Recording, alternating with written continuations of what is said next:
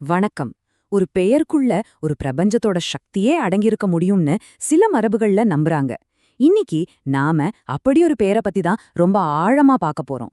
ஒரு சரியாப்பட்ட பேர் நாம செஞ்ச தவறுகளை எல்லாம் நீக்கி நமக்கு ஒரு தெய்வீக பாதுகாப்பு கொடுக்க முடியும்னா எப்படி இருக்கும்?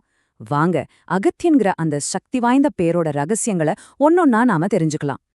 நம்மளோட இந்த தேடல இறைவா நீ நன்றாக இருக்க வேண்டும் அப்படிங்கிற ஒரு அழகான ஒரு ஆழ்ந்த பிரார்த்தனையோட ஆரம்பிக்கலாம்.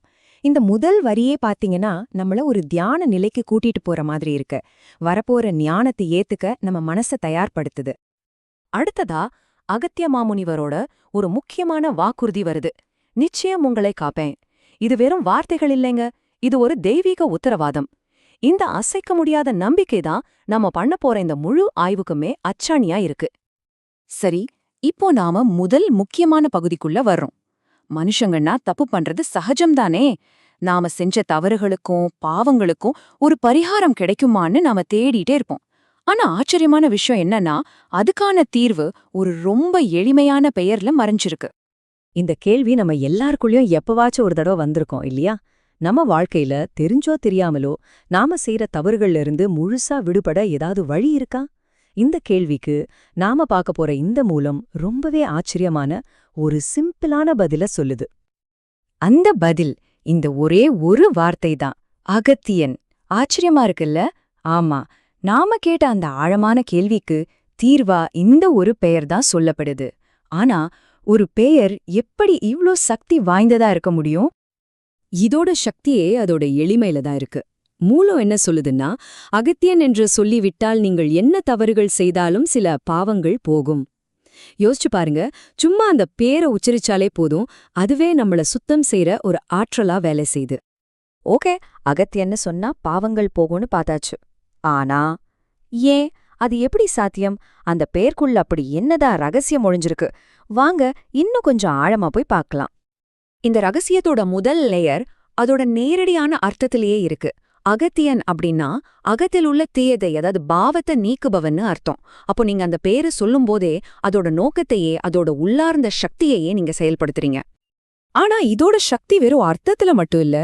இதோ பாருங்க, இதுதான் அந்த ஆழமான ஆன்மீக ரகசியம். அம்முதல் என் எழுத்துக்குள் அனைத்து மந்திரமும் அடக்கம். அதாவது தமிழ் மொழியோட முதல் உயிரெழுத்து ஆல ஆரம்பிச்சு கடைசி மெய்யெழுத்தான இன்ல முடியுது. இந்த 2 எழுத்துக்குள்ள முழு ஒளி பிரபஞ்சமும் அடங்கிடுதுன்னு சொல்றாங்க. அதனால நீங்க அகத்தியன்னு சொல்லும்போது ஒரு பேரை மட்டும் சொல்லல, பிரபஞ்சத்துல இருக்கிற அத்தனை மந்திரங்களோட மூல ஒலிய, அதோட சாரத்தை நீங்க உச்சரிக்கிறீங்க. இதுதாங்க அதோட அளவிட முடியாத சக்திக்கு காரணம். இப்போ அந்த பெயரோட சக்தியையும் அதுக்குள்ள மறைஞ்சிருக்கிற பிரபஞ்ச ரகசியத்தையும் நாம தெரிஞ்சுக்கிட்டோம். சரி, இந்த ஞானத்தை நம்ம வாழ்க்கையில எப்படி பயன்படுத்துறது? இத வச்சு ஒரு தெய்வீக தரிசனத்தை அடையறதுக்கு என்ன வழி? இதோ ரொம்ப தெளிவான 2 படி உள்ள ஒரு வழிகாட்டுதல். 1, அகத்தியன்கிற பேரை எழுதி வைக்கணும். 2, அப்படி செய்யறவங்களுக்கு இறைவன் நிச்சயம் காட்சி கொடுப்பான்னு சொல்லப்படுது. இது வெறும் நம்பிக்கை இல்ல, நம்பிக்கைய ஒரு உறுதியான செயலா மாத்தி அதுக்கான பலனை பெறதுக்கான ஒரு நேரடியான பாதை. கடைசியா நாம கத்துக்கிட்ட இந்த ஆழமான ஞானம், இந்த எளிய பயிற்சி எல்லாமே சிவபெருமானுக்கே அர்ப்பணிக்கப்படுது. சர்வம் சிவார்ப்பணம் அப்படிங்கிற வரிகளோட இந்த மூலம் முடியுது. நாம கத்துக்கிட்ட எல்லாத்தையும் தலைவணங்கி தெய்வீகத்துக்கிட்ட சமர்ப்பிக்கிற ஒரு அழகான பணிவான நிலை இது. நம்ம இந்த ஆய்வை இந்த ஒரு கேள்வியோட முடிச்சுக்கலாம். ஒலி, மொழி, நம்பிக்கை, இதோட சக்தி எவ்வளோ பெரியதுன்னு கொஞ்சம் யோசிச்சு பாருங்க.